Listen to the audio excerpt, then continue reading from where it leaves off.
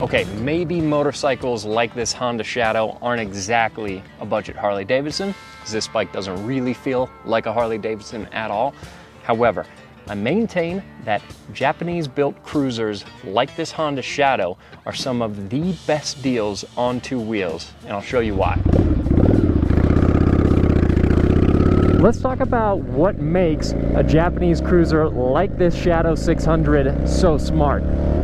You can pick up a motorcycle like this for so little money, and these bikes have all of the engineering, the reliability, the look and feel that you want out of a cruiser bike, which makes them super fun to ride and not stressful at all. I gotta say, maybe in life, period, I don't know if there's anything more fun than a cheap motorcycle. On a bike like this, you just aren't stressed out. Now, this is not a fast motorcycle at all, but one thing that I can say to its credit is that this motorcycle is really well constructed. It's very comfortable. It sounds good. Again, what more do you need out of a motorcycle like this? And you can find a Japanese cruiser for any size, person, any experience level of rider. There's a Japanese cruiser out there for everybody. Now, this bike in particular, I'm going to be honest, needs a bit more work. I've got a kink in my fuel line here that is proven to be a little bit of a pain because of the direction that the petcock points things. So every now and then I'm reaching down to sort out this fuel line so that float bowl in the carb can fill back up. But motorcycles like this, they're easy to live with. I need to do a little bit more work to this one, so doing the video on it is kind of premature, if I'm being fully honest. But when this bike has a carb full of fuel, it's really fun to ride. Now, I do need to straighten out the bars a little bit on this bike. I'm not sure what happened to it before we bought it, but they're a bit wonky. Now, that being said, this is a motorcycle that's cheap enough that who cares? If you buy one that needs a little bit of work, then just do the work and keep running it. I'm sure this motorcycle has been dropped before. It really doesn't matter.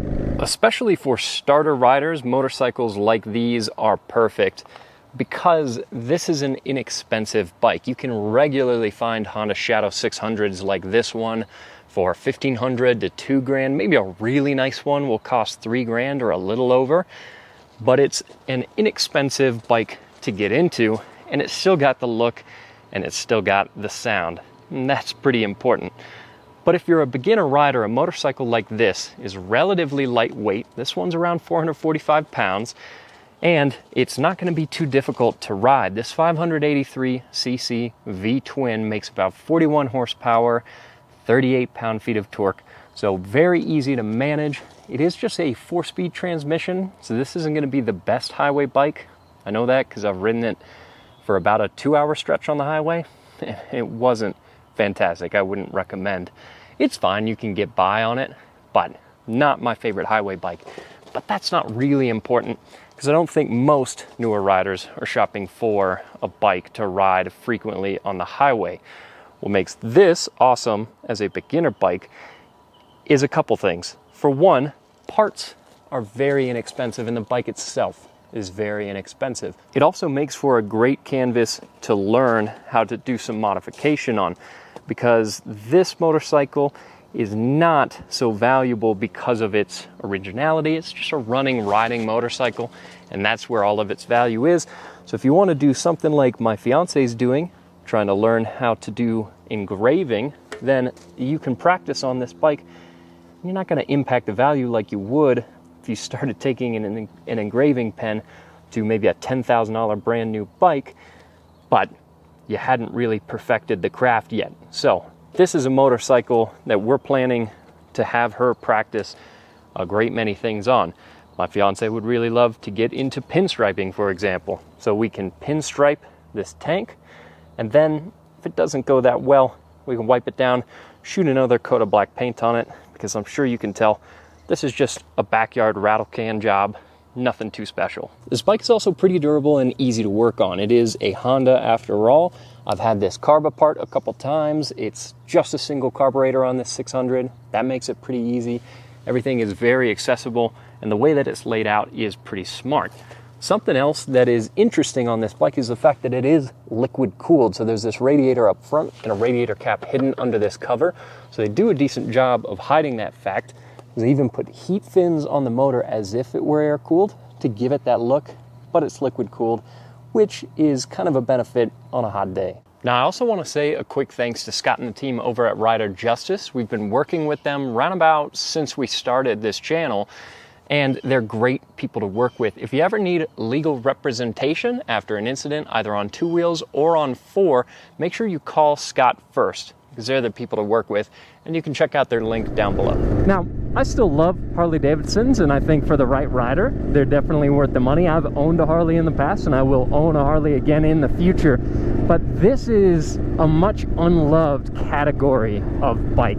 These Japanese cruisers are so underpriced, and that makes them a really good deal for a lot of people that just want a comfortable motorcycle to traverse their commute on, traverse the country on, because you could get anything from this little Honda Shadow 600, and I know for a lot of people a 600 isn't that little, but for a cruiser it kind of is, and this motorcycle is pretty compact, pretty lightweight, especially for something as low of a seat height as what we've got here. So it feels like a very small, lightweight, approachable bike. It's, 445 pounds isn't incredibly light, but it's really not bad to ride. But you could get something all the way up to those massive Kawasaki Vulcans. Our Yamaha V-Star is somewhere in the middle. It's an 1100. So by most people's standards, it's not small displacement. It's a little small displacement relative to a lot of big Harleys. But the Shadow 600 is a great entry bike. And you can find Honda Rebels that are even smaller. There's so many good motorcycles in this category that you can get for very little money and either learn how to ride on, or even as an experienced rider, just have a bunch of fun because you're riding a bike that you're not stressed out about. These motorcycles are awesome. Anyways, that's all for this video. Let me know what you think in the comments below if you'd like to see more videos with Japanese cruisers like this Shadow, and if you want to see more videos about this particular bike when it's a little bit further along. Because there's a few things I need to do. Straighten out the bars, get that fuel line unkinked. I'm surprised it's still running, honestly, because that line is kinked pretty bad. And I need to get the speedo working, but it's all kind of minor stuff that I'm going to work on at home over the next few weeks. Let me know in the comments below. That's all for this video. We'll see you next time.